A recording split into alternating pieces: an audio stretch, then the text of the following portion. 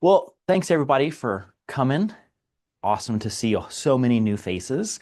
And this is very surprising. Not very often do our talks about pain get this many people. Usually it's the ones about weight loss and the other ones that seem to hit home. However, pain is a extremely important topic.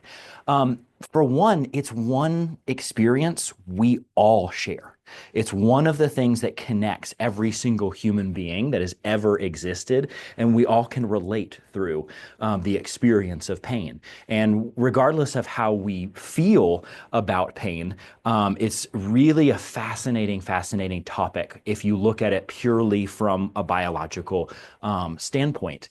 And pain is so incredibly misunderstood and mistreated in our society, so much so that if you combine all of the statistics together for all of the different reasons that people get sick, get injured, or die based on different types of pain, you could definitely consider pain to be the number one cause of death and dysfunction in our society. So today we're going to talk a little bit about what I like to call the pain paradox. And the pain paradox is that pain is something that we seem to want to get rid of, yet it plays such a vital role in our lives. And so any paradox is two things that seem to be completely contradictory, yet are both simultaneously true. The challenge with a paradox, the challenge with approaching any paradox, is you cannot decide one side is good and one side is bad. You have to accept both truths simultaneously and allow yourself to start seeing a much bigger picture rather than just one side that's good or bad. We can't really understand paradoxes, that by their nature, they have to be accepted. And as they're accepted, they actually expand us as a human being. So let's go ahead and jump right in. Let's see. All right. So we're going to share.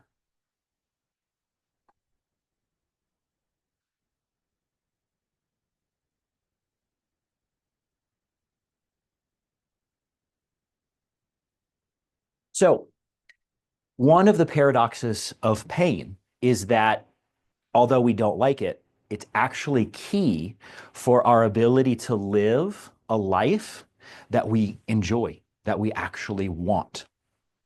So raise your hand. Let's be honest. Raise your hand if you would like to live a life totally free of pain. Okay, got quite a few hands going up in the room, and I'm sure online. There is a congenital condition called congenital insensitivity to pain. This is a very rare genetic condition. It affects about 1 in 125 million people. And these people literally are born without the ability to experience pain. Okay, sounds really nice, except most reports say that these kids rarely live past the age of 5. Okay, they die from things like hyperthermia, most oftenly by the age of 3, because they can't sense what's happening around them. Okay, what goes along with this are developmental delays, increased risk of injury and infection. They could break their leg and have no idea about it and just keep going as if nothing's going on until it gets really infected and nasty. They have bone deformities because pain is very key for our body to learn where it is in space and learn how to grow itself correctly. They have major nervous dysfunctions. Their guts, their GI, their digestive system does not work very well, and they're extremely prone to self-harm. I mean, these kids will literally chew off their own fingers. Okay. So again, show of hands. Who would like to live a life totally pain-free? None of us. This is the crazy paradox. Okay. And this is paradox number one, that pain is actually necessary for health, growth, and longevity. Without it, our bodies cannot function properly. So what is pain? Somebody throw some things out. What is this thing that we call pain? Anybody? Electronic being sent to your or electronic. Okay, like an electric signal coming up to your brain. Okay. Telling you that there's something not okay. I was thinking uncomfortability. It's uncomfortability. Yeah. Anybody else? So pain, in fact, is anything that prevents you from experiencing how amazing this present moment is. Okay, this is a big issue in my practice, and you will, if you're a patient of organic living chiropractic, you will know you come in and tell me you're fine, and I don't put up with that. Okay, if you are not feeling good, then you are feeling bad. Fine means that I'm feeling bad, but not so bad that it's really disrupting my life. This is one of the hardest things for us to wrap our heads around. We feel good as a normal, natural baseline. Okay. Now, most of us are actually not at baseline. Would you agree? If you look around at the world around you, go to the supermarket, driving down the highway, do you really think that most people are actually feeling good? Okay, this is the big problem with pain that we have in our society. We don't even recognize when we're in it. Okay, pain is actually a feedback mechanism. When you are feeling good, that's your body telling you, keep going. You're doing it. Yay! When you don't feel good, that's your body telling you something else. Okay. Now, we as a society have got a lot to learn about feeling good. We have got a lot to learn about when our body and why our body says, yay, good job, keep going. Most of us are very rarely there. So if you are in the wrong job, if you are eating the wrong diet, if you are living in the wrong environment, if you are in the wrong relationships, it's supposed to suck. It's not supposed to tell you to keep going. This body is very intelligent. But again, because we have such a poor relationship with pain, we don't listen to those signals. We listen to what our mind says, and even worse off, we listen to what everyone else's mind says, instead of the one system that we have that actually tells us what is right for us as a unique individual. So when you're a patient of organic living chiropractic, we work with your natural orientation. And there's a lot of different natural orientations, but when you are naturally you in your authentic nature, again, good, feeling good is the baseline. And when you come out of that, feeling bad is the signal to let you know, hey, you're off your center. Okay. And so there's a couple different orientations. Number one is the internal and external. And this is a directionality of the way that our system processes information. Some people are inside out people. They process information from the inside and it flows out. Other people are outside in people. There's a different way of adjusting different types of people. Okay. There's also what's called fueled by self and fueled by other. Knowing your orientation allows you to be able to be authentic. Not knowing your orientation pretty much means that you're going to be guessing at best, and most of the time it's going to feel like crap. So fueled by self or others is what lights you up. Okay. Does it light you up to go and experience and engage with other people and then bring that experience to yourself? Or does it light you up to bring that experience to yourself, experience it, and then share that with others? Now, this over here is very similar to extrovert or introvert. The reason I don't like introvert and extrovert is because of trauma patterns. Okay, if you've grown up surrounded by jerks, you're not going to want to be around a lot of people, even if you're an extroverted type person. So a lot of people are walking around saying that they're introverts, whenever reality, they're actually in a defense response most of the time. So for me, personally, I am a very powered by others person. It doesn't mean I ignore myself. But what it means is if I want to make a change, somebody was like, hey, there's this new thing. Do you want to try it out? And they're like, this is the benefits you're going to get. I'm like, okay, yeah, that sounds great.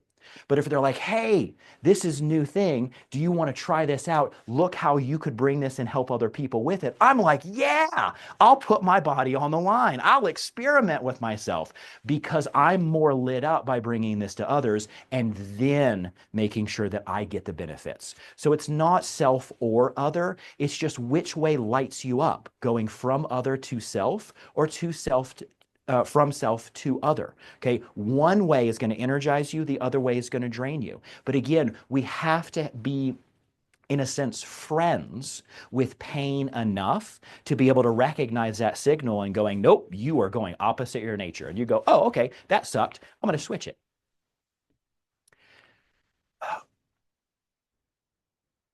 This, when we talk about your natural orientation, is not what you're used to. It's what works best. Humanity is used to fitting in. Humanity is used to everyone's supposed to be the same. Okay, this is what we get in our education system. This is what we get in our medical system. This is what we get in our government system. Every single person is supposed to be the same. And if you don't fit into this box, well, then there's something wrong with you. Okay, so most of us are unconsciously trained to be a certain way, but that doesn't mean that that's our authentic and unique way. So when we talk about orientation, we're not talking about what's your habit. We're talking about what really gets you more energized, what really makes you feel better, and can we actually measure and see that? So, next question. When do we need pain? Anybody? When's a good time for pain? Since again, we don't want to get rid of it. We already talked about the consequences of that. Yes. The fire. Totally. Putting your hand too close to the fire is a great time for pain. Anybody else? When do we need pain? When you're in danger of dying. 100%. Okay. So number one, we need pain when we need awareness. Okay. If there is something that is very detrimental to ourselves or others, we need a signal to say, hey, pay attention. You're going the wrong way. Okay. The second place that we need pain in our lives is that when we need to make a change.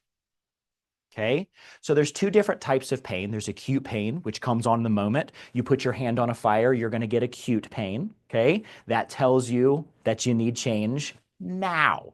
Okay, there's another type of pain. It's called chronic pain. And chronic pain is when there doesn't seem to be anything in the environment that's signaling you you're in danger, and yet you're still experiencing pain. So, what do you think that type of pain would tell you? Anybody? That's it. There is a pattern that you're not aware of. There is too much stability and predictability in your life. If you have acute pain, you need more stability and more predictability.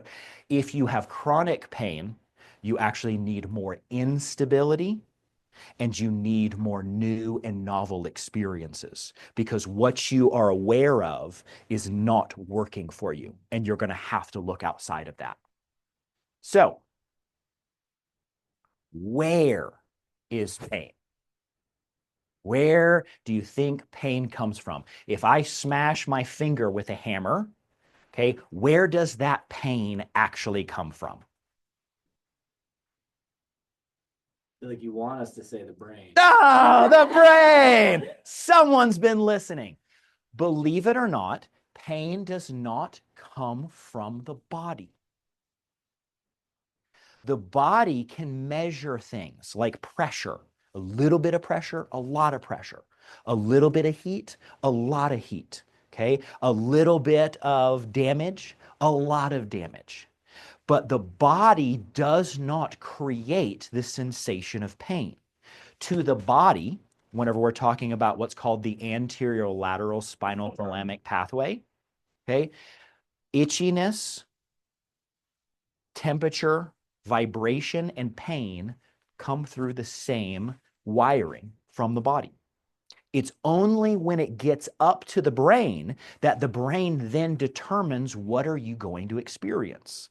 Ticklishness is actually a sign that the body is in a lot of tension and a lot of pain, but the brain doesn't register any danger. So instead of feeling pain, you feel tickled, which, if you ask my wife, is horrendous pain. But it's a totally different experience. Same sensation from the body, totally different experience in the brain.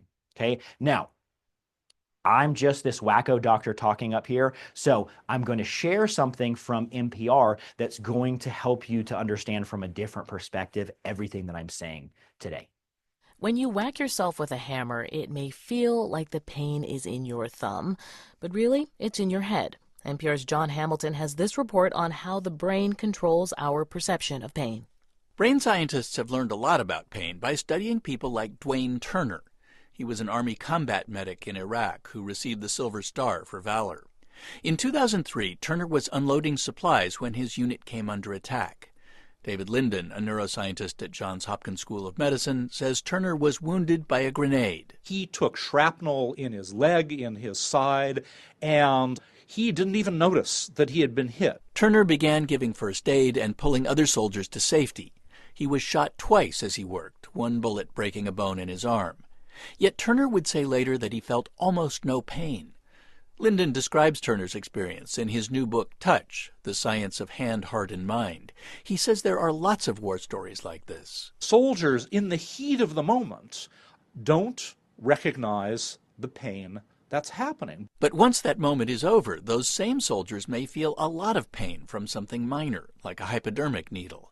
Linden says this is because the brain is constantly regulating our sensitivity to pain and every other touch sensation. The brain can say, hey, that's interesting, turn up the volume on this pain information that's coming in, or it can say, oh no, let's turn down the volume on that and pay less attention to it. The brain also determines what emotion we attach to each painful experience. Linden says that's possible because the brain uses two different systems to process sensory information coming from our nerve endings. One to determine the facts of pain. Where is it on my body? What is its particular property, stabbing, aching, burning, and how intense is it?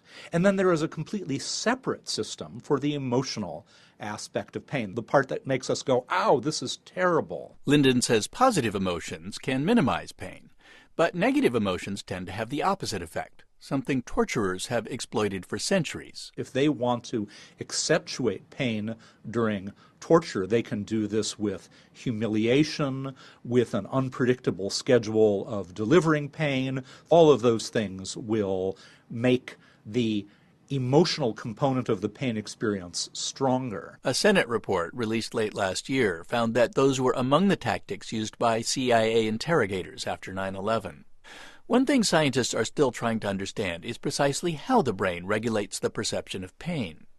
Stephanie Jones from Brown University is part of a team that has found some clues. We looked at the part of the brain that responds to sensations in the hand. Specifically, Jones says, they looked at changes in low-frequency brain waves in that part of the brain. She says previous research had shown that these rhythms increase when the brain is blocking sensations in the hand. And so they're filtering out in some way the distracting information so you can focus on the information that's important to the task at hand. But what controls these rhythms? Jones says the team suspected it was an area in the front part of the brain that helps us ignore distractions. To find out, she says, they monitored the brain waves of a dozen people given a specific task. So in our study, we told them, pay attention to your hand or pay attention to your foot. Sure enough, when people focused on their foot, low-frequency rhythms increased in the brain area that responds to hand sensations. But those low-frequency rhythms also increased in the brain area that ignores distractions, the team reports in the Journal of Neuroscience. Jones says those two areas became synchronized. There's coordination between The front part of the brain, which is the executive control region of the brain, and the sensory part of the brain, which is filtering information from the environment. Joan says that suggests people can teach their brains to filter out things like chronic pain, perhaps through meditation. She says one study found that after 8 weeks of mindfulness meditation, participants had much better control of the brain rhythms that block out pain. John Hamilton, NPR News. So that frequency-controlled harmony between different parts of the brain, it's called frequency entrained oscillation, which is a really fancy word for brain jiggles. Okay? Whenever this middle portion of the brain right over here, the thalamus, ventral, posterior, lateral nucleus, whenever these are jiggling in harmony with each other, we get a pleasant sensation. When they are jiggling out of harmony with each other, we experience that disharmony as pain. Harmony in the brain feels good. When we're not in harmony, in our brain, with ourselves, with our life, we feel bad. This is why it's so challenging to deal with things like chronic pain, because our society literally continues to think that this is all hardwired. Yes, and there are direct connections over in here, but really what allows us to experience from this blue right here up to this red, this is what we experience, and what determines that experience is our ability to be in harmony in this portion of our brain. Okay, so I want to go to the dark side for a second. Okay, hang on. Let me turn on the microphone. Okay, somebody's going to the dark side. I love the dark. Bring it on. This isn't me or anybody I know, but there are people that get pleasure from pain. You got it. Now, you're skipping ahead. Okay. I have a whole class on the neurology of how to take an experience, whatever that is, and how you yourself can turn the experience from being processed through the pain centers, and you can process that same experience through the pleasure centers. We'll talk about that in just a little bit more. But yes, that is something that we all have the potential to do. And in my Pain to Pleasure class, which is already on YouTube, we go through step by step a strategy. It's not the only strategy, but a strategy on how to train your system to do that. Okay? Because despite popular belief, neither pain nor pleasure are actual feelings. They are ways of feelings. They're like lenses that we are experiencing through. And if you look through this lens, ouch. And if you look through this lens, oh, okay, I kind of like that. Okay. But again, if we see pain as this negative thing that we have to get rid of, just cover up that lens, that doesn't lead to us being in pleasure. Okay, so this is the pain paradox number 2. The volume control for how we experience pain is actually in our emotional brain. How you feel about how you feel determines how you feel. Now, if you have been a patient of organic living chiropractic, you will know I'm always asking you the stupid question again and again and again. Where do you feel that? Oh man, I come in and I'm so depressed. Where do you feel that? I've been so anxious and worried. Where do you feel that? Okay. And I know it's super annoying. However, this is hard science that I'm basing this off of. There was an experiment that was done. Can't tell you how many people were in the experiment, but it was a lot.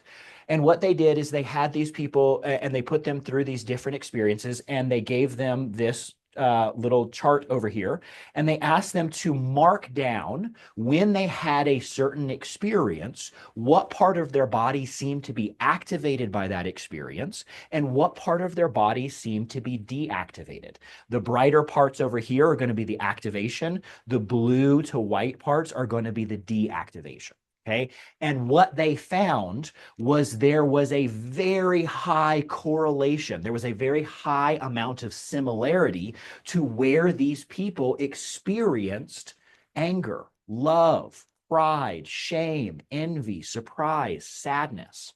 We have a tendency to believe that our emotions are just a figment of our imagination. They're just in our mind. But in reality, our emotions are actually experienced through our body. And you can experience those emotions, again, through the pain centers, or ideally, you could experience those emotions, even what we would call the negative emotions, through the pleasure centers of the body.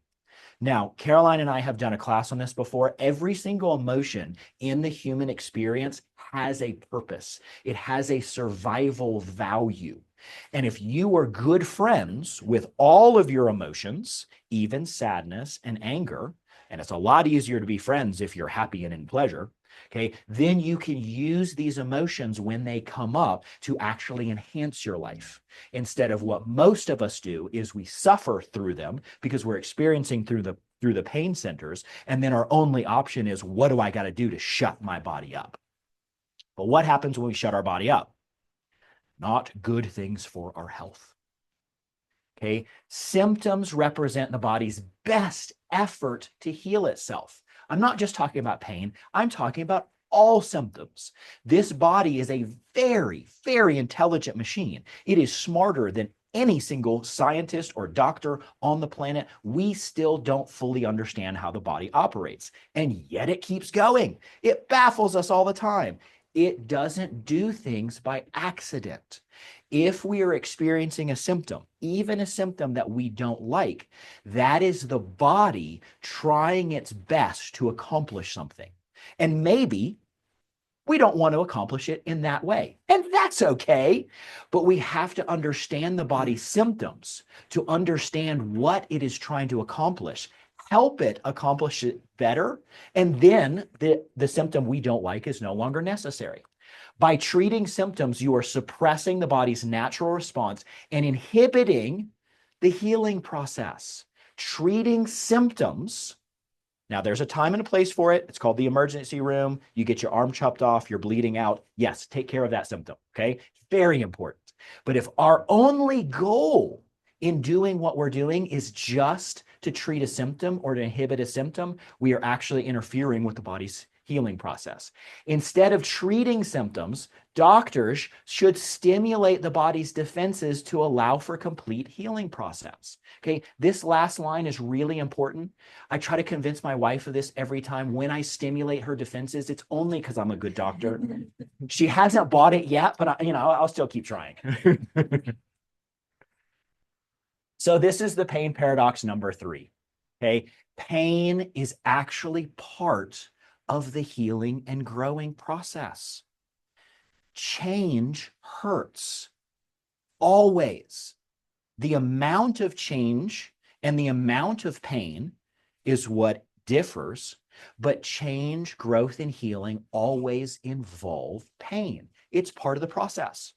So we have to come to a place where we're so connected to our body, to our life. We have so much trust in the system that actually produces healing that we can say the pain of change is so much so much better than the pain of staying the same. Because what happens if we try to stay the same in an ever-changing universe, in an ever-changing world? Are we going to win that battle? No, not for very long. Maybe momentarily you can change the same. But just like that first slide, if we are not constantly transcending, then we are dying. Those are the only two options: move forward or deterioration. Okay, growth or entropy. You cannot stay the same other than a few moments. But yet that's what most of us are habituated into thinking that we want. Just keep it the same. Just keep it predictable. Okay, that is a recipe for death. Early death at that. So what is the meaning of pain? When we experience pain, okay, if we could just break it down into what is the same meaning that we all experience, okay, that meaning is number 1, stop. Number 2, pay attention, because number 3, change is necessary. See, pain does not tell us where the problem is, and it does not tell us what the problem is. Pain is very much like a fire alarm. It just goes, hey, hey, hey, hey, hey, hey, hey, hey. It's up to us to actually look at our bodies. It's up to us to actually pay attention to our life and go, where is this change needed? Okay. Now, the good news is you've got two different ways you can change. You can change what you're doing, or you can change the way that you're doing. Those are both options. And the only way that you're going to know which one your system is telling you is to experiment, is to experience. You cannot know ahead of time. You can guess, right? And a lot of times there's really good guesses, educated guesses, and you could be totally right. But until you actually go through the experience of applying the change, you will not know if it's the right change that then your body rewards you with pleasure from. Experience is the only way to know. So if we are waiting to make a change until we understand or figure it out, right? We're going to stay in pain. That is a choice to stay in pain. It's an unconscious choice. It's not something that we're like, yeah, I'm going to stay in pain. But if we stop change just because we don't understand, because we're afraid to fail, because we're afraid to make a mistake, because we're afraid maybe it won't work, that is an unconscious choice to stay in pain. So,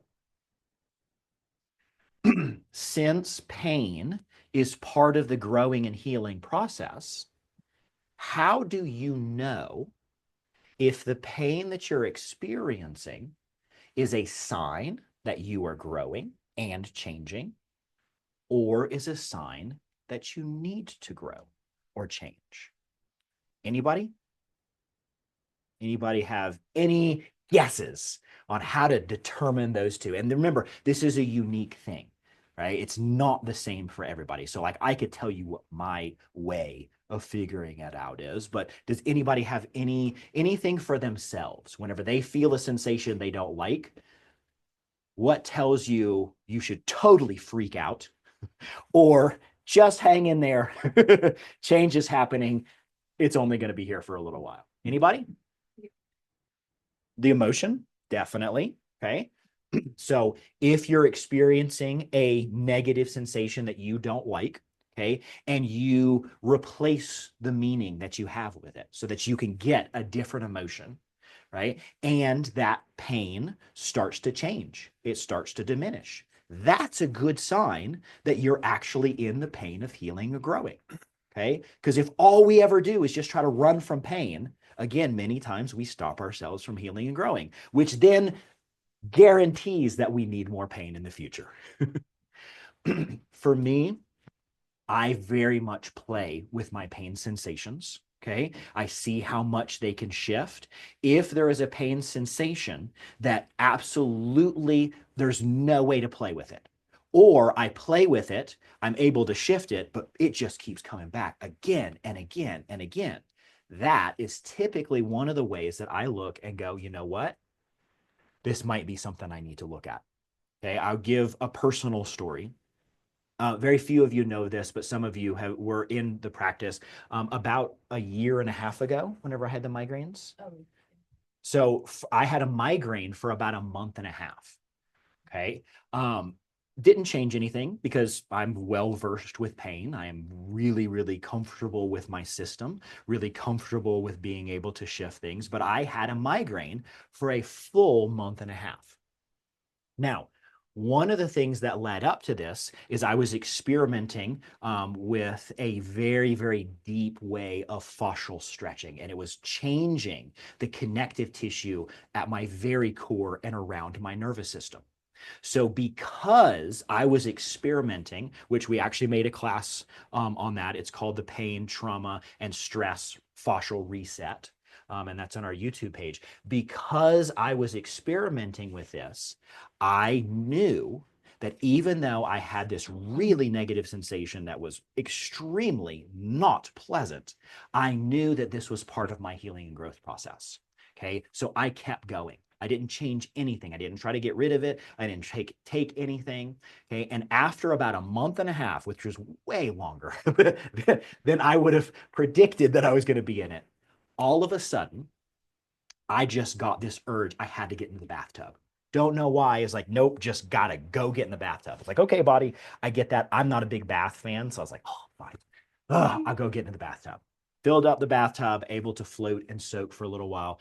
And my body went through a spontaneous rebirthing process. Now, I've done rebirthing work before, but this is the first time I was rebirthed, where literally the sutures and the skull bones of my head were cracking and popping as if someone was structurally adjusting them like my spine.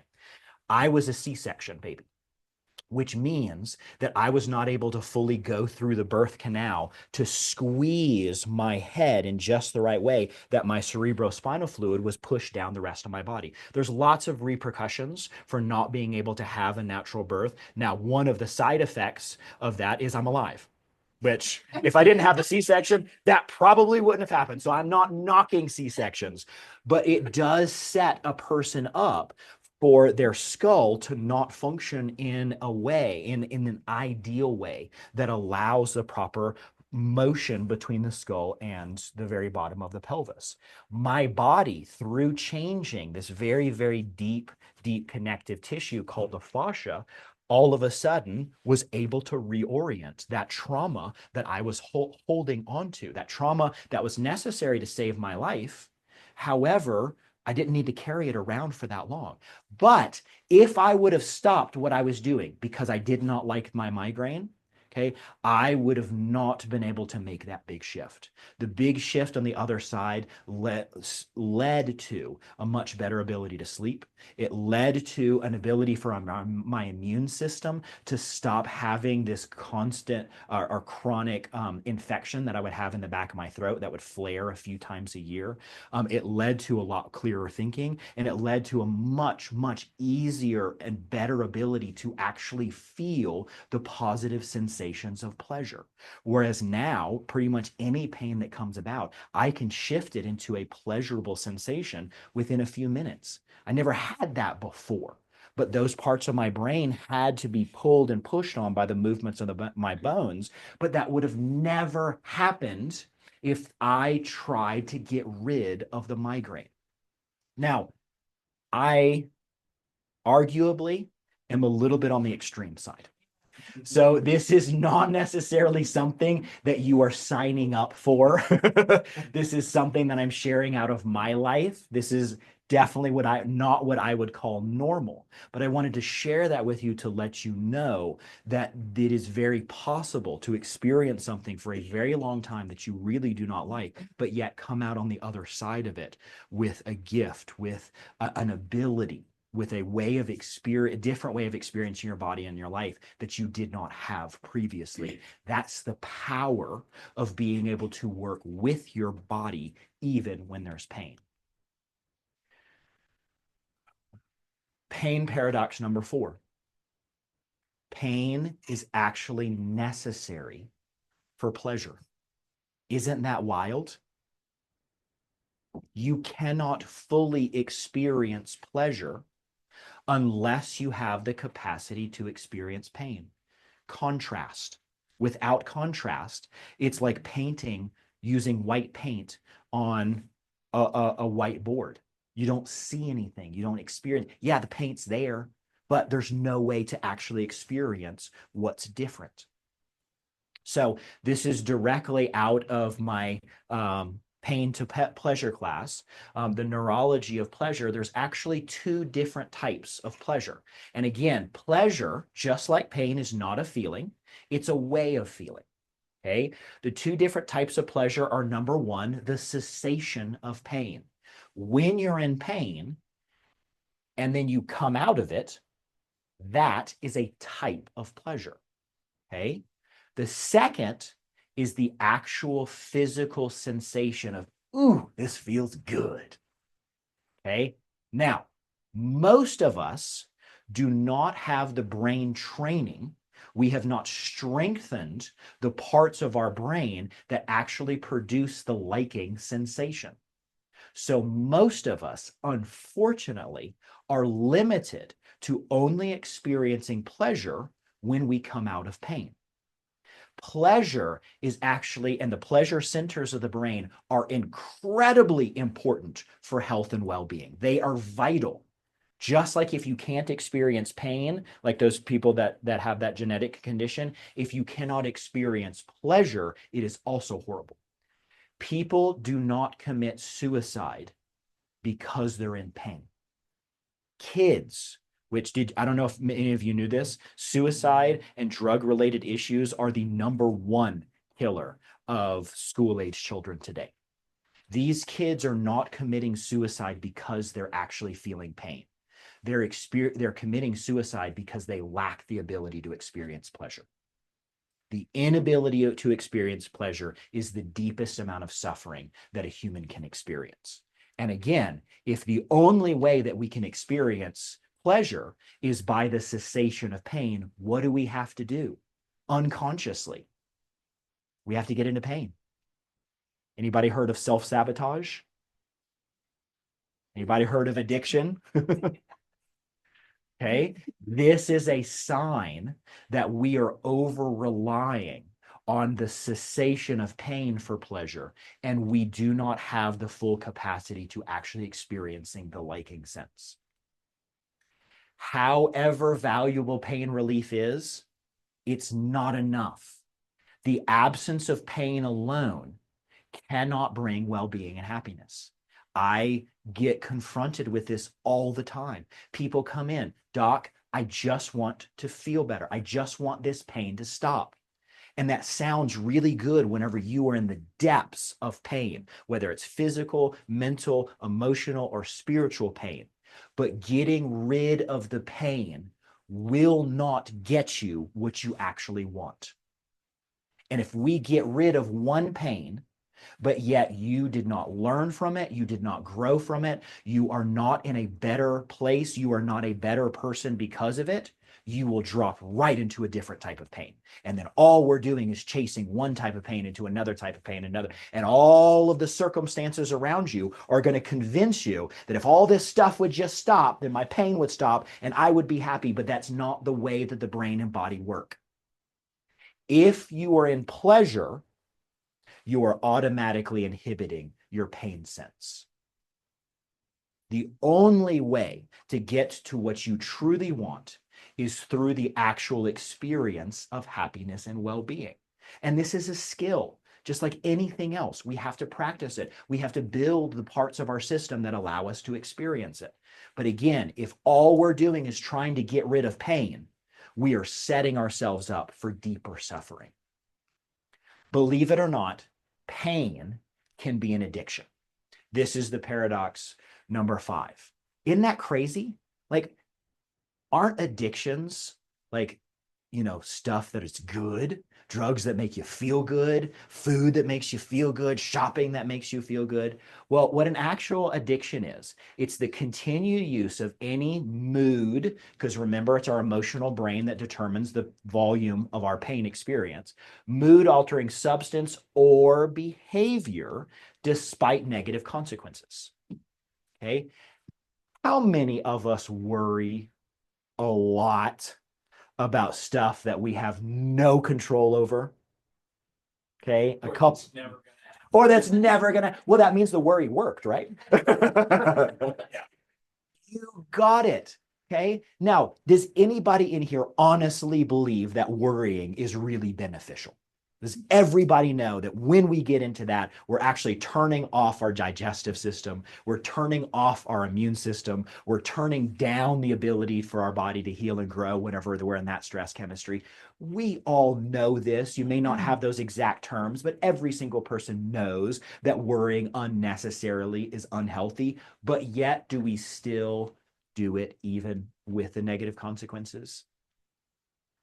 I truly believe that pain addiction is the most common form of addiction in our society and in the world. And all of the other types of addictions, food, work, risk-taking, gambling, sex, substances, all of those are actually management strategies for the rooted. They're ways of self-medicating because we are so uncomfortable. And at a certain point, we'll do just about anything to not feel that pain. So believe it or not, in a pain addiction, the body is, that person is trying to get something positive.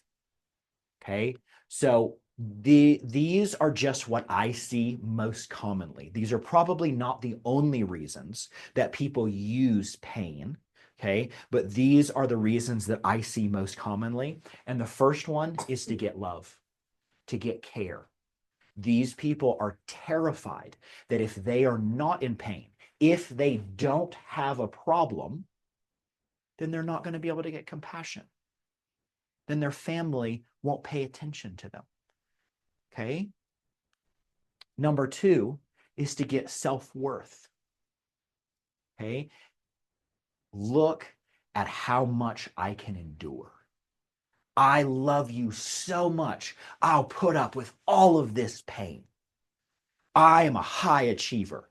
No pain, no gain. Look how much pain I can put up with at work, in the gym. Look how much I can sacrifice. I'm such a good person because I can sacrifice this much.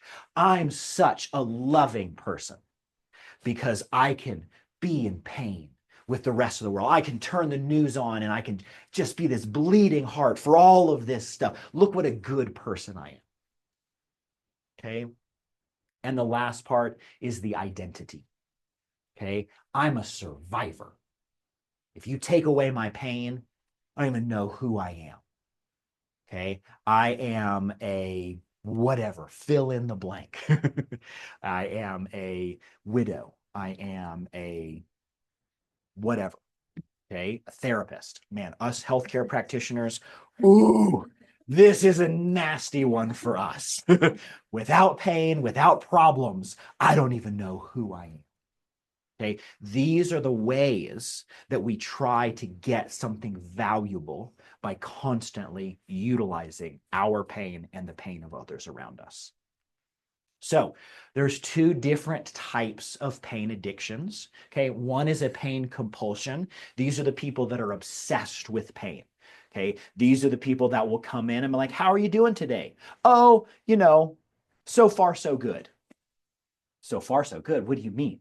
They're waiting for the pain to happen. These are the people that come in and they're like, well, my back doesn't hurt. Yeah. Exactly. Okay. The only thing that we can experience is pain or the lack thereof. And again, because of this addiction, if we can only experience pleasure through the cessation of pain, it's only a matter of time until we find another pain to focus on.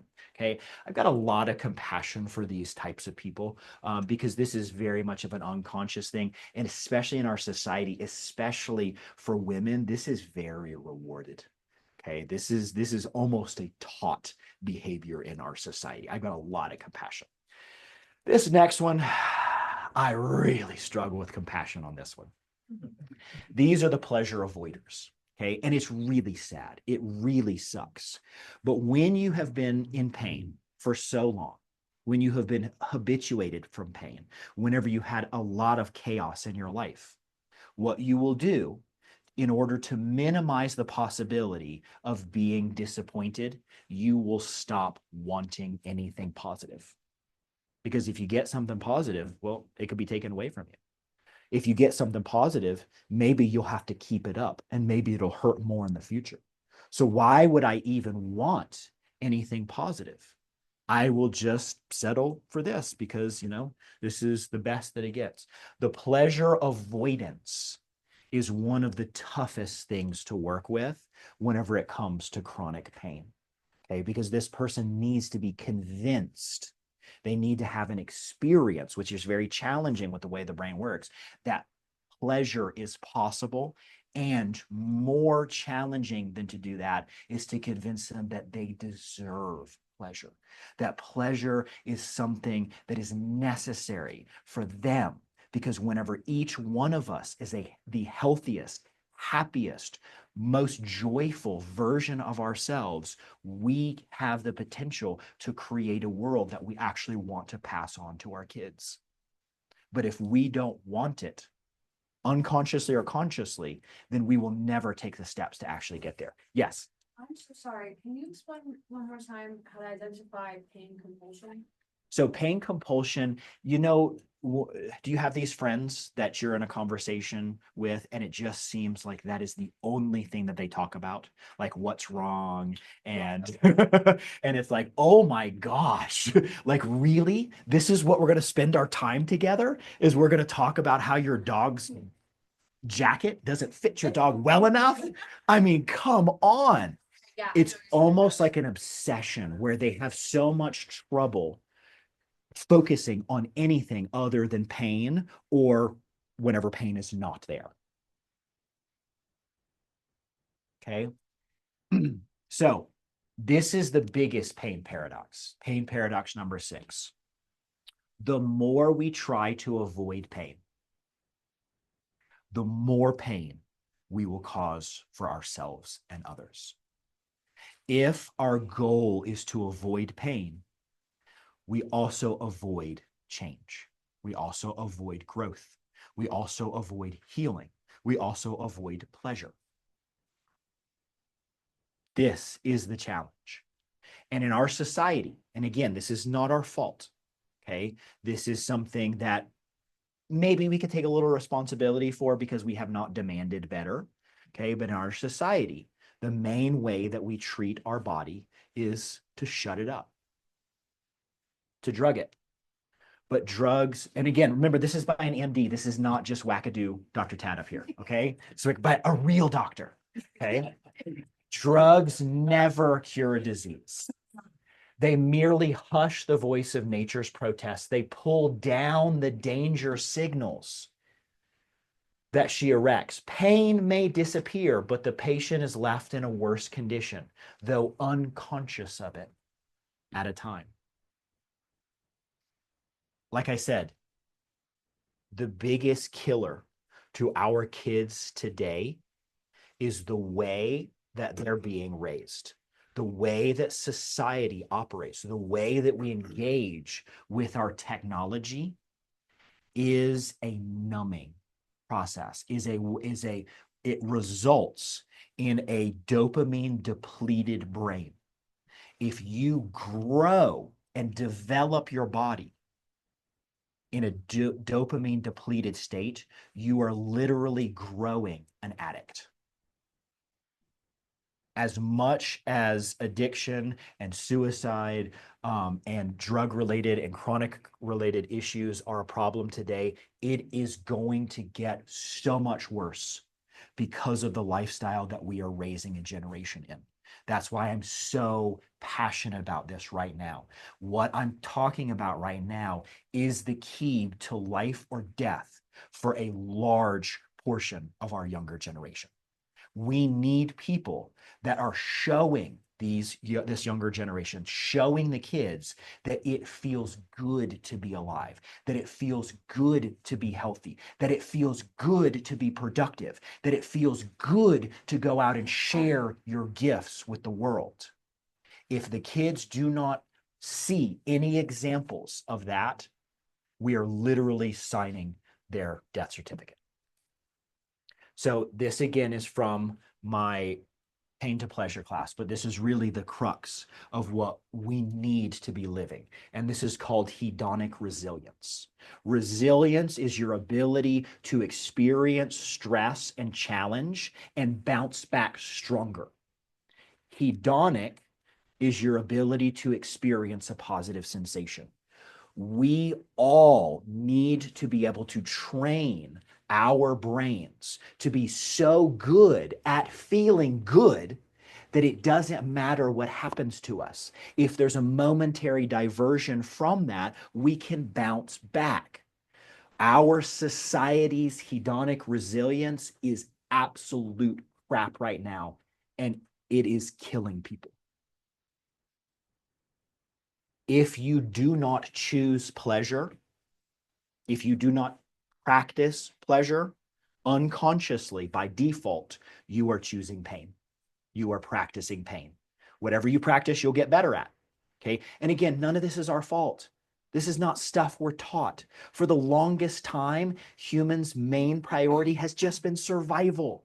Okay? If you are running from the tigers, enjoying the smell of the roses makes no sense. You won't smell many roses if you don't survive. But we don't need that as our main priority any longer. We have changed our environment so much, but our bodies have not registered that. Evolution does not work that fast. So we need to step into the driver's seat and say, I'm going to reprogram my body. I'm going to upgrade my information processing system to deal with the modern world, not just what I've inherited.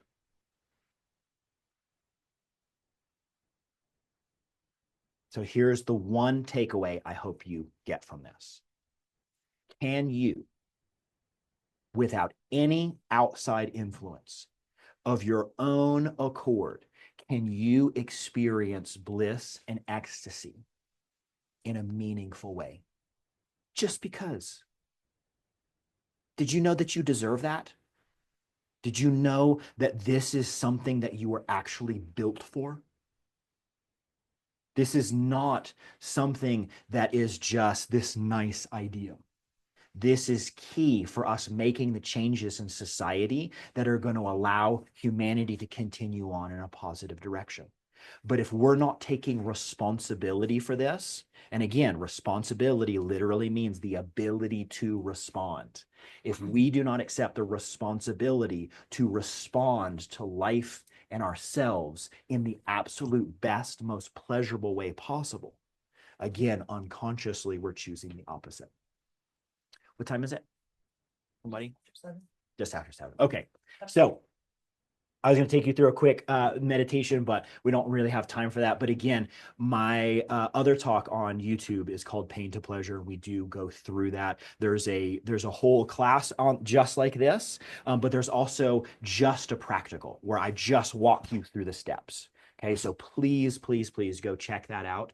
I want to thank everybody for joining us. I'll open this up for questions in just a couple minutes. I totally see you over there. Really thank you for engaging.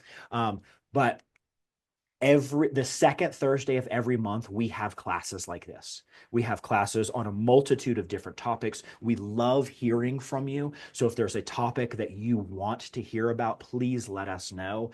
Please share this. All of our classes are in person. They're virtual on Zoom that you could join in if you don't live here or you can't make it. And then most of our classes do end up on our YouTube page so that you can always watch it later on. So please, please, please come again.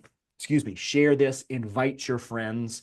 This is the key for all of us to be able to have the impact that we need to have to make the changes that humanity needs to have right now. Now, for those of you that are here today, for those of you that are online, or if you're watching this later, go ahead and contact us. We're going to offer you what's called a free discovery call. Haley is an incredible individual who has a very, very amazing ability to help you really get down to what is it that you truly want. Okay, the discovery call is, what is it? Yes, this is what you're suffering with. We can definitely start there. But because this is what you're suffering with, what does this really mean that you actually need to get in order for the suffering to no longer be necessary? What's the positive out of this? Okay. From there, we can decide if we are a good fit for you and if you want to come work with us, or if there's another place that you need to go. I mean, don't get me wrong, I'm very biased. This is an amazing place. However, we can't do everything, and we're not here to help every single type of person.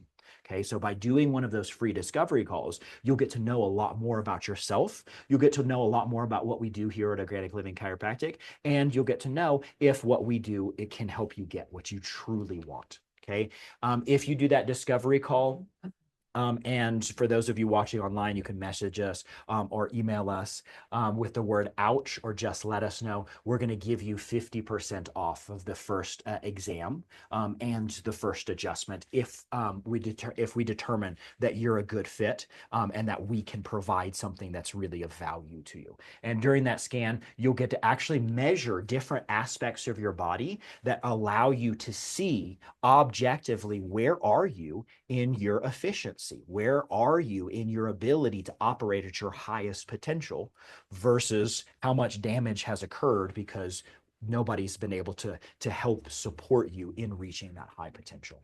So again, thank you, thank you, thank you so much for joining us. I really appreciate this. I truly believe that you are the solution that our society and humanity need to make the changes that are blaring in our face that we need to make. So, questions? Yes. Hi. What's your name? Anne Marie. Thanks for coming, Anne Marie. First of all, this is so amazing to be here and hear what you're saying. I feel like it's kind of an answer to prayer. I have a question that's a little bit specific. I love specific questions. But I'm curious, for those that are experiencing chronic pain that's not from change happening or need to change, it's from like an injury, a chronic injury. I was wondering like where the hope is and the solutions are in that, just to be a little bit more specific. I had a radial nerve injury when my radial nerve got slashed and it's years out. And what my doctor told me is that at this point, there's nothing repairing. Got it. There's no actual point of your pain. Right. It's just that your nerve is messed up and it can't repair any further, nor is the pain actually indicative of you further injuring yourself. Right. But it's something that is painful every day, tricky. So for something like that, where my understanding is that there's no more change happening, nor can it change more, is there hope for the brain reprocessing that sort of an injury? Yes. So I would also throw out the concept that there's no more change because your body is always changing. Every 7 years, you replace almost every cell of your body. Okay. Chronic conditions exist because the new cells that replace the old ones are programmed in the same way, and therefore they operate in the same way. But just like you can reprogram your brain, you can also reprogram your cells, even on a genetic level. Okay. So number one, yes, more healing and repair of that old damage is absolutely possible. And we see it all the time. But number two, the pain that you're experiencing is not coming from that radial nerve. Okay. Yeah. It's coming from that portion of your brain. And this is very similar. And this is one of fascinating topics is what's called phantom limb pain. Whenever people get a limb amputated or cut off and their brain still struggles to try to find where that limb is. And because it can't find it, it's always screaming the warning bells. And so what needs to happen at that point is the parts of the brain that register that part of the body that no longer exists, those parts of the brain need to be repurposed. Yeah, it's funny. My doctor actually said something similar Yes. to the phantom, because there's nothing more that can be Right. done. But Right. Yes. So what you're describing, things like reflex sympathetic dystrophy, which is another nerve condition, which is supposedly called, all of that stuff is extremely changeable. Okay. And because it takes 7 years, right, to replace every cell, that's the longest you would ever need to deal with any condition. And I almost guarantee you it will not take that long. But if you could just give it 7 years, just about anything in the body is possible. Now, again, there are limitations of matter. Don't expect to regrow an arm that's amputated within 7 years. But in order to heal, so number one, that nerve, your radial nerve is probably already completely healed. Okay. It just needs to be reprogrammed. Okay. And that's true with all chronic injuries. And then I have a second question that's kind of more of a comment. But it's been really interesting to me to read about how emotional trauma Yes. when you're a child Yes. affects your health when you're older. Yes. So I have a lot of different chronic conditions that are like statistically unfortunate. Right. But the theory that I've heard before is that, well, it's probably because, you were traumatized, and if you heal emotionally, it can help you physically. And my thoughts have been like, that sounds a little like, to me, I'm like, well, how would that really work to heal emotionally? Sure. So think of it this way. Trauma is not what happens to the body. It's the body's response to what happens to it. Mm-hmm. If the body is stuck in survival mode, which we would call and I don't agree with this fully, it's stuck in stress mode. Okay. When the body is in stress mode, all of the resources in the body are trying to go into staying the same. Because when you're being chased by a tiger, the changes that the tiger wants to make are not good changes. So survival mode in the body is all about staying the same. And when we experience things, especially in a growing and developing body that's very young, and it programs that body, that survival is the most important thing to stay in, we call that childhood trauma. Okay. All that needs to happen for emotional healing is for the body to be able to register and recognize safety as a norm. Safety is not something that you can convince your body of. The body says I'm safe, or the body doesn't. That's it. And if the body says it's safe, it does through an experience. Just like a negative experience can program the body to habituate into survival or defense mode, a positive experience can unprogram it. Now, the problem is, or it's not a problem, it's a challenge. Our body has a negative bias, and that negative bias has been studied around 3 to 1.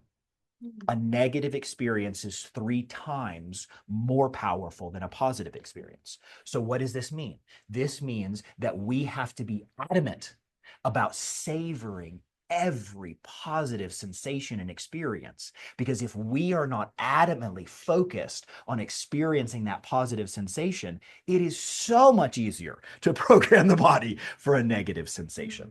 Okay. And that is what we do a lot over here. We do that through the special type of chiropractic that I do that's called network spinal. My wife also does something very special. It's called a somatic integration or somatic tracking, where she really helps you to feel aspects of these defense responses that you are totally unaware that you're feeling because they've been so constant and you don't have any contrast. But once you feel it, once you start making peace with that part of your body, despite popular belief, the body does not need help healing from emotion, from physical, from mental, from spiritual trauma. The body does not need our help processing the stress and challenges of life. It wants us to participate. We can definitely interfere, but if we participate by just observing, our body can process all of that stuff on its own. And because the body is a healing, growing, survival, wisdom-seeking system, our body, when it processes the trauma from the past fully, we actually come through on the other side stronger, wiser, and more functional than if we would have never had that experience. And it's not rationalizing that experience. It's not saying that that experience was okay for you to experience, but that's your body's potential. Does that help? You are so helpful. Okay. Thank you so much. Anybody else? No? Thank you so much again for joining us. Really appreciate you. Please, please, please join us next month, the second Thursday of next month. Our class is actually going to be on what's called self-regulation and co-regulation, specifically for parents and healthcare practitioners. Regulation is your ability to bring your body into a sense of peace, joy, love, openness. And for parents and teachers and healthcare practitioners, co-regulation is you have such an ability to do that you can actually help the people around you get into that same state just by the function of your own body, which this is necessary for kids. And unfortunately, most of us did not grow up with regulated parents. However, even though we didn't grow up that way, that doesn't necessarily mean that we cannot learn the skill and give our kids what we were never given, which is the ability to know, feel, and express how good it is to be yourself. Okay, my kids will be here. We're inviting all other kids to be here. This is going to be more of a practical. I'm sure I'll yammer on a little bit, but we really want to make this next class very, very practical. At the end of this year, we are already planning to have 1 to 2 day seminar for healthcare practitioners on somatic integration, which is how to help not only yourself, but those around you process all of the physical, emotional, mental traumas that are stored in the body without necessarily needing to do something physical like I do as a chiropractor. You can help guide people through this. And this will be open for everybody, but our focus is going to be kind of more healthcare practitioners. Another exciting announcement is that we are in the process of beginning our online community. Our online community is going to be for people who are definitely here in person in Colorado Springs, but wherever you are throughout the world, so that you can be in communication, so that you can be in contact with other like-minded individuals who are here, because health and happiness, they know, are their greatest gift to the world. They know that their own healing is the best way to help those around us, and how to do that in an actual enjoyable way, rather than how much kale can you eat. So there's going to be a lot more information coming out about, be looking for that email where we're going to invite you into our online community. So anybody else? Again, thank you so much. Really appreciate you guys. Have an awesome evening.